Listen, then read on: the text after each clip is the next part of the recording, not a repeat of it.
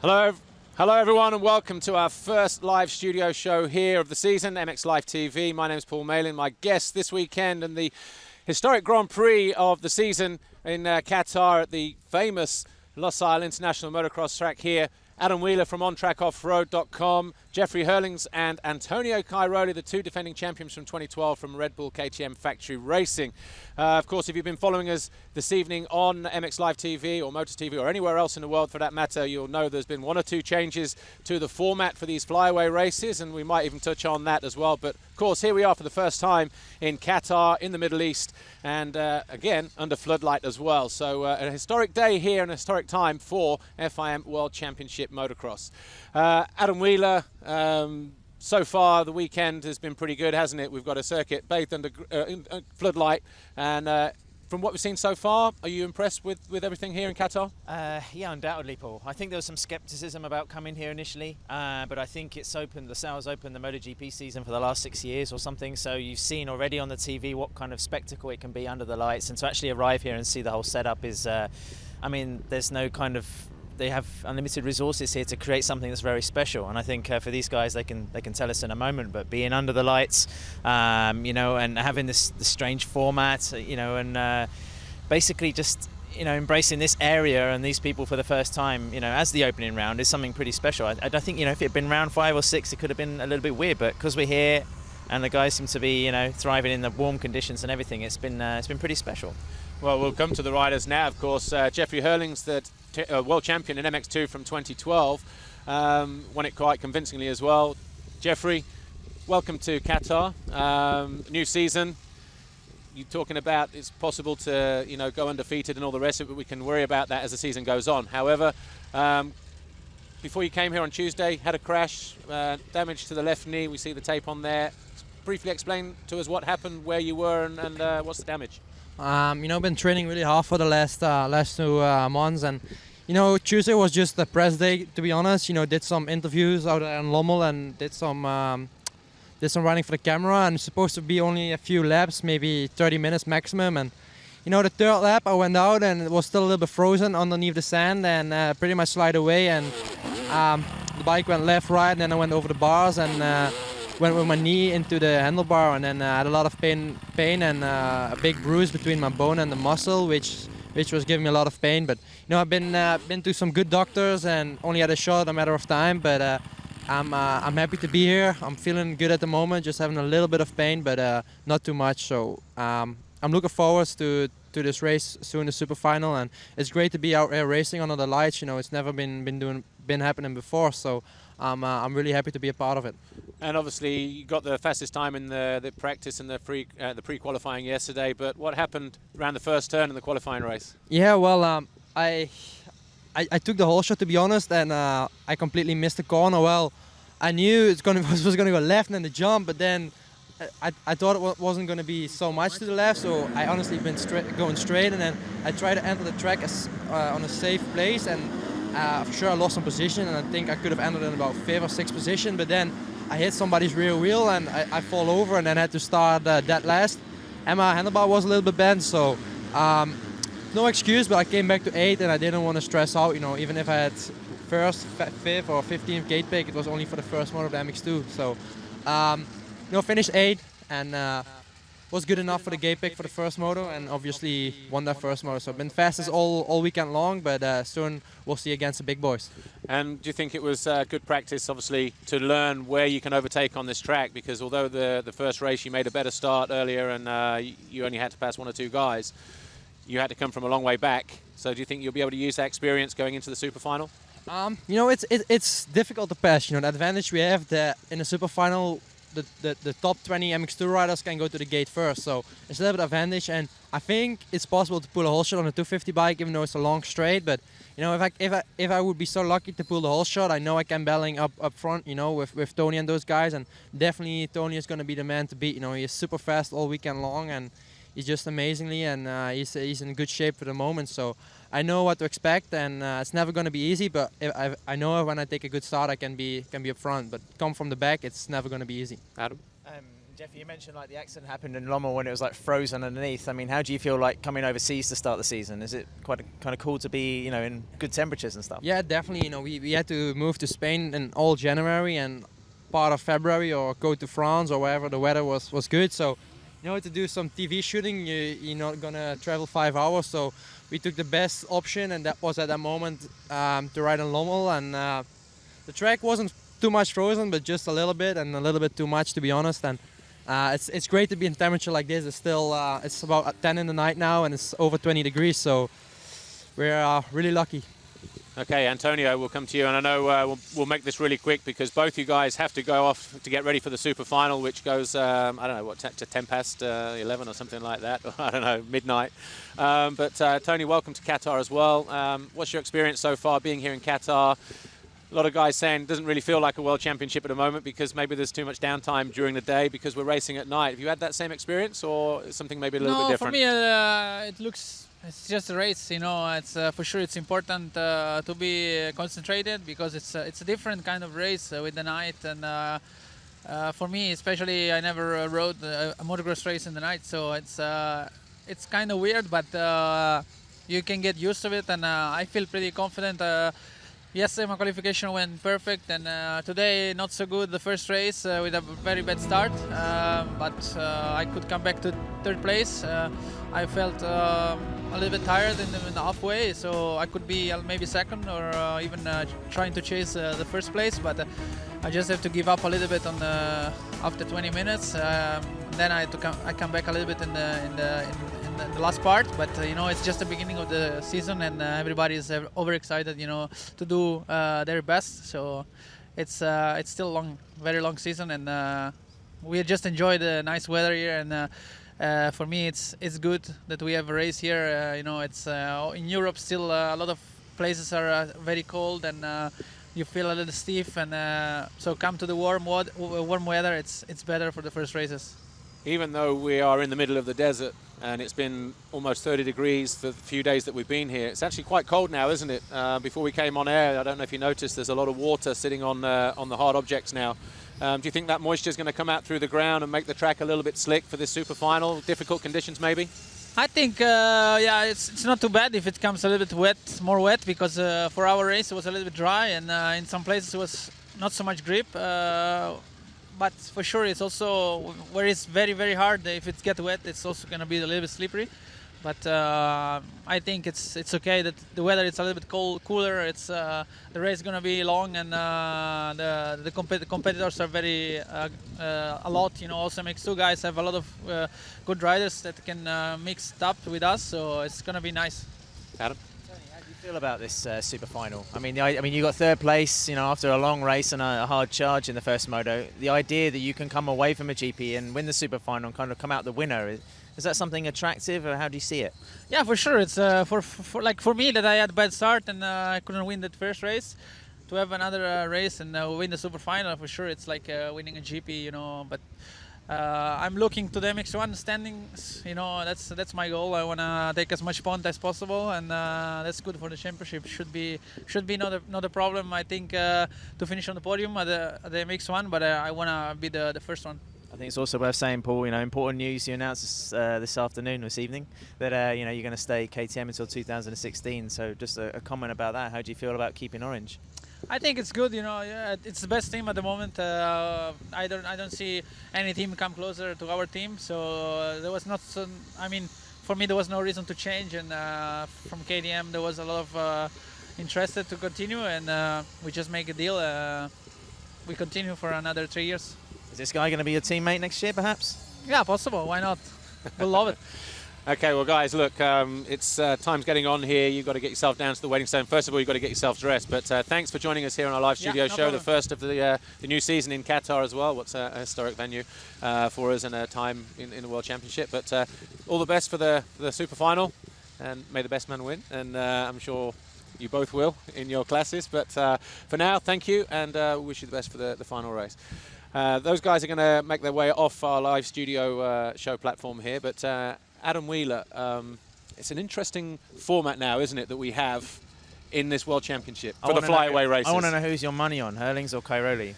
You know what? I just watched the... with respect to the Sau, who of course just won the first MX1 race. Yeah, I just watched the last chance race, and I saw, obviously, we had Jens Getterman and Jason Dugan, the fastest 450 guys, getting a good start, but Valentin Tellier almost pulled a whole shot there on a 250. Those bikes maybe aren't in the same league, and I don't mean that disrespectfully. I just think the KTM 250 has a slight advantage over the other MX2 bikes out there.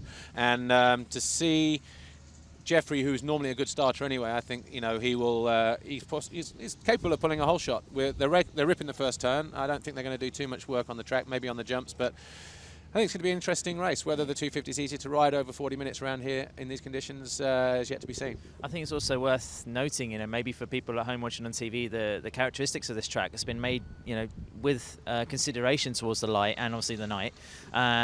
You've got very hard-packed sections and also some very rough, bumpy and sandy sections, whereas maybe we're seeing riders like Ken Didika and Jeffrey Herlings excelling. They're fast individuals anyway, but on that kind of loose, loamy kind of ground, they can really come to the fore with their speed and their technique. So, it's going to be interesting. But I think if Tony starts ahead of Jeffrey, I can't see him pulling him back, even though he did close him down in the Nations in the dying lap. So but the conditions there are a little bit different. But it's going to be an exciting prospect anyway.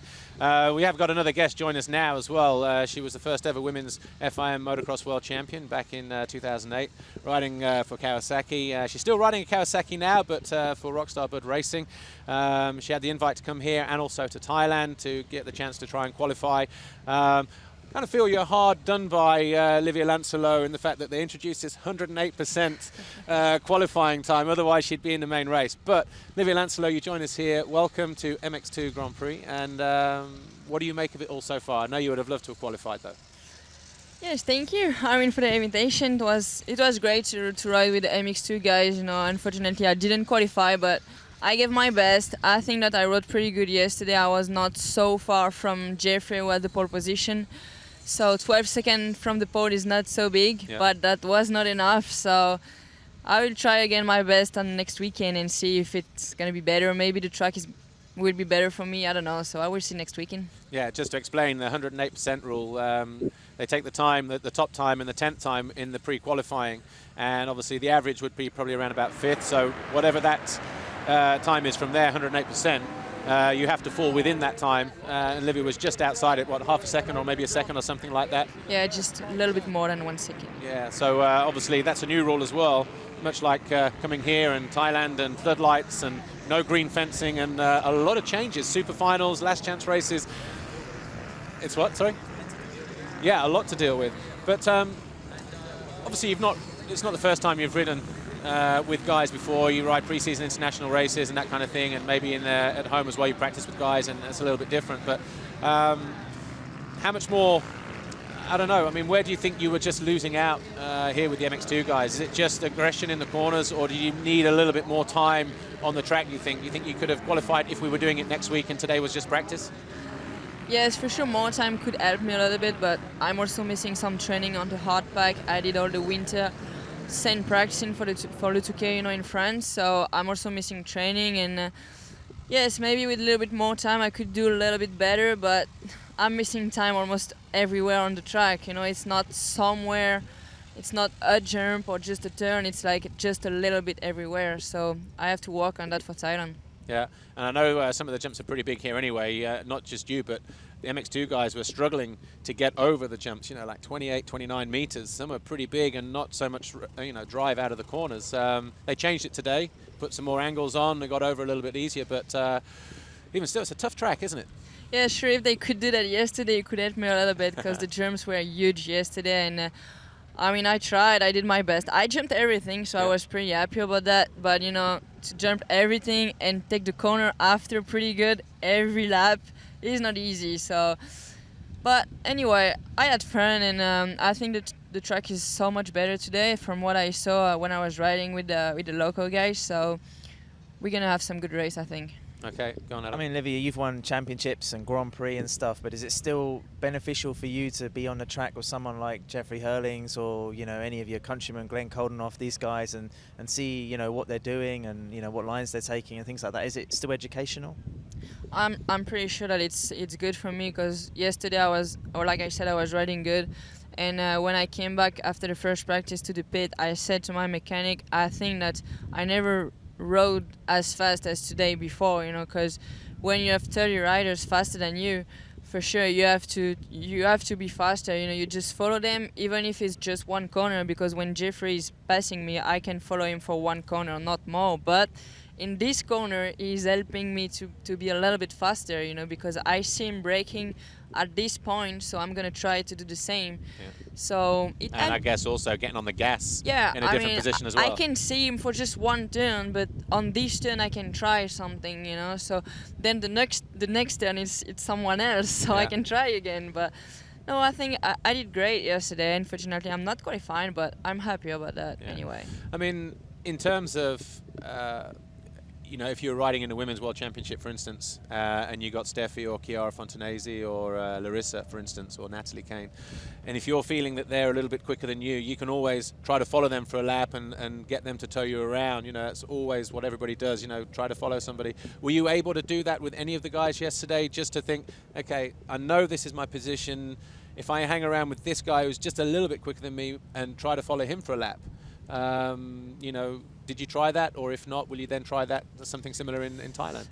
Yeah, the problem, is that yesterday there were maybe 2 or 3 guys that I could try to follow for more than half a lap, but not more than 3 riders.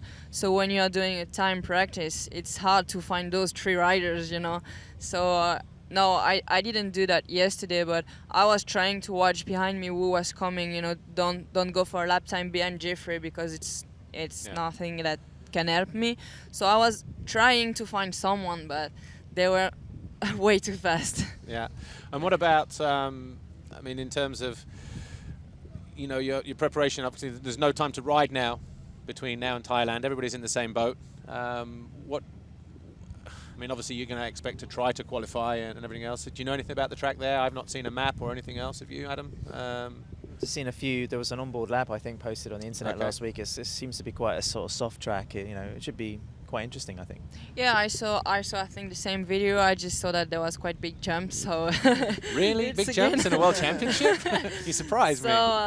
So yeah, I wish. I don't really want to think about it. It's like when I came here, I didn't have a look on the track Thursday. I was waiting on Friday morning. Then I said that if there is something that can make me scared, better than say just before the practice, then I can have a good night and don't stress so much, Sure. So I'm going to do the same with Thailand, I will see that on Saturday.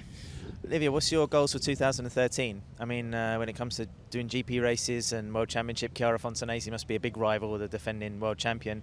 I know Chiara's also been talking about doing some AMA races and stuff. So what's your plan? Have you got like a schedule worked out?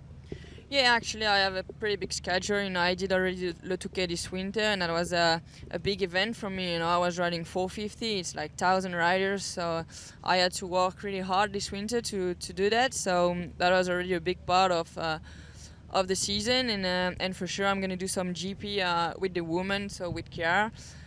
So I won a lot of GPs last year, so I have to do the same this year, So otherwise everybody's gonna be disappointed. So I have to do the same. So I will work for that, and for sure I'm gonna be at the X Games again, and try to finally have a better medal that the one I have at home. So yes, it's a lot of races, not championship, but a lot of races.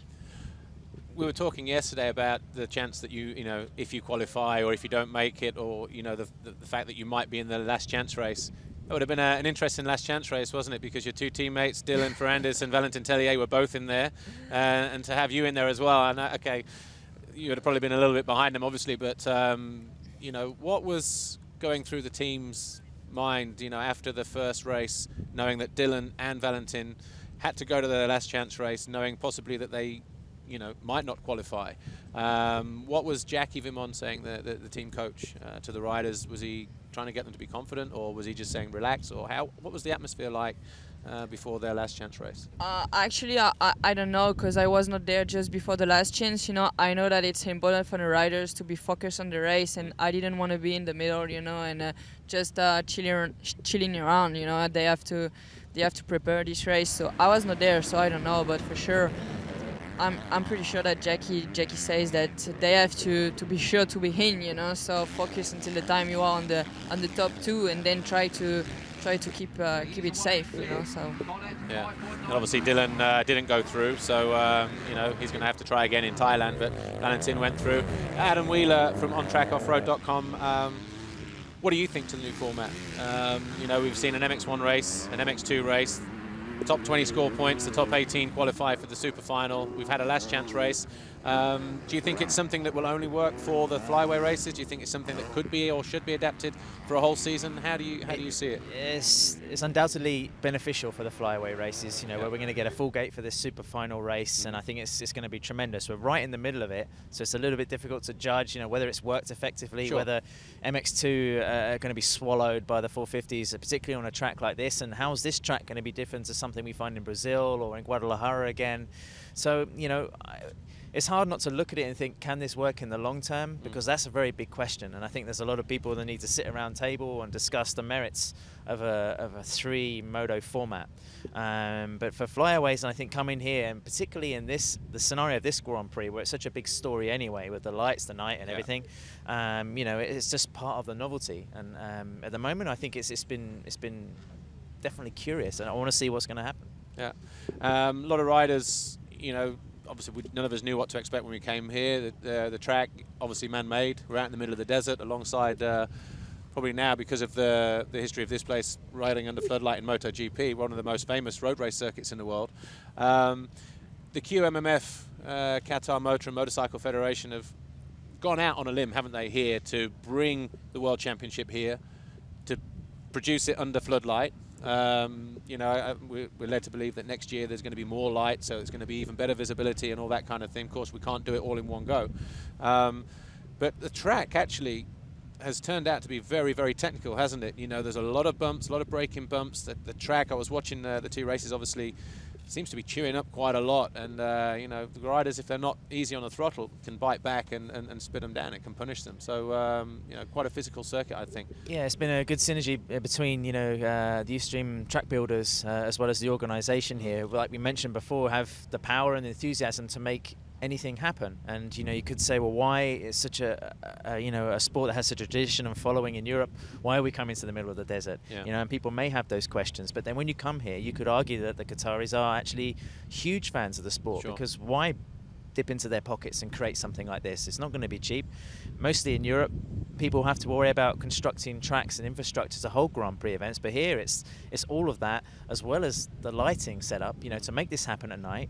You know, we don't necessarily need it. We're here wearing jumpers and jackets, and perhaps we could have raced this afternoon. But you know, it's this.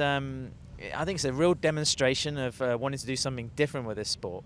And like the Qatari Federation have mentioned, it's also a little bit of a political move in trying to make a bridge between Asia, that's booming for manufacturers and sales, and in terms of interest, and as well as kind of the West. You know, if this can be like the middle between those two worlds and try and bring motocross a little bit together, it's all very idealistic, but you know, you can't blame somebody for having a vision. What do you think to the racing so far? MX2 race 1, Jeffrey probably went without saying that he was maybe going to win, but great ride for Glenn Coldenhoff and Christophe Charlier. The Dutchies are looking strong, aren't they? I think it's, you know, I made a tweet something like saying it's interesting now to see who's going to be second, because I think that's been the story all the way through the winter, even from the moment that Tommy Searle finished his last Grand Prix in 2012 and was out of MX2. It's like, you know, who from that gaggle of young kids is going to be able to, you know, get on the podium more often and make the story behind Jeffrey. You know, MX1 was fantastic, wasn't it? I mean, nobody expected Kevin Strybos perhaps to lead the first 4 or 5 laps. Ken de Dijker, you know, as soon as he started looking over his shoulder, he thought, well, has he got anything left to give? And luckily, you know, fortunately, he didn't have anything for Clement de Sale. But, you know, I mean, Tony Cairoli, you know, that bad start, you can see he was a bit frustrated by it, and he came to a point where he hit a little bit of a wall. But, you know, him starting back there actually kind of made it a bit sweeter in a way, because, you know, he won the last 6 or 7 GPs of last season. So it was good to have, you know, somebody else at the front taking the checkered flag. But MX2, a lot of young talent coming through. One of them French, Romain Fevre, Olivier. Rode good yesterday, was unlucky not to finish the qualifying race, but I see him had a big crash this morning in the warm-up over the quad. He overjumped, he landed in between 3 and 4, the hand came off, tried to save it, was wrestling the bike all the way around the corner, landed on the shoulder, but he's picked himself up, finished 4th in the first race. he's got to be feeling pretty good right now. How well do you know him? What do you know about his character, Romain Febvre? Actually, I don't really know him. I mean, not really well. We just talk a little bit, like just hi and how was your race, and that's it. You know, not more than that. But he was riding great yesterday. He had bad luck with the pipe. But I think that he's going to do a good season, you know, from what I could see this weekend in Valence. He's a strong rider and he has a good team, so I think that he can make some good race, maybe, I guess, good podium. Did anybody else surprise you in MX2, race 1? Actually, it's hard, you know, they are a lot fast. For sure, Glenn did a great race, you know, Jeffrey is here like always, but... Yeah.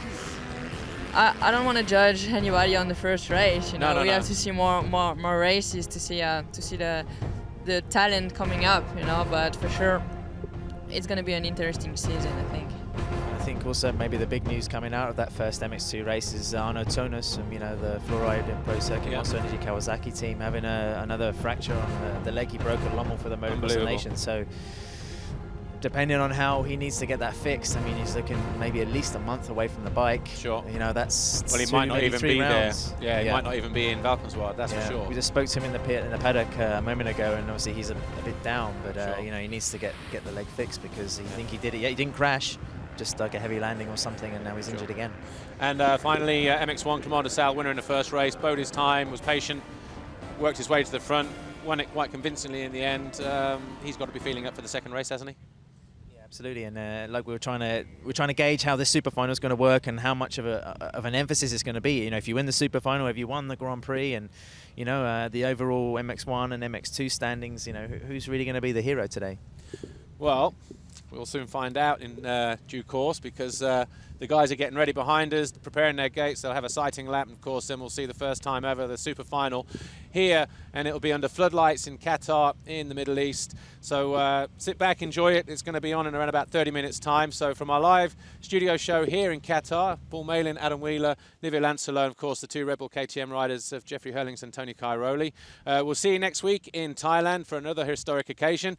But until then, enjoy your cuppa. It's getting close to midnight here. Enjoy your little snack, and we'll get back to you in about 30 minutes time with the action from the super final. Thanks for watching. We'll see you next week.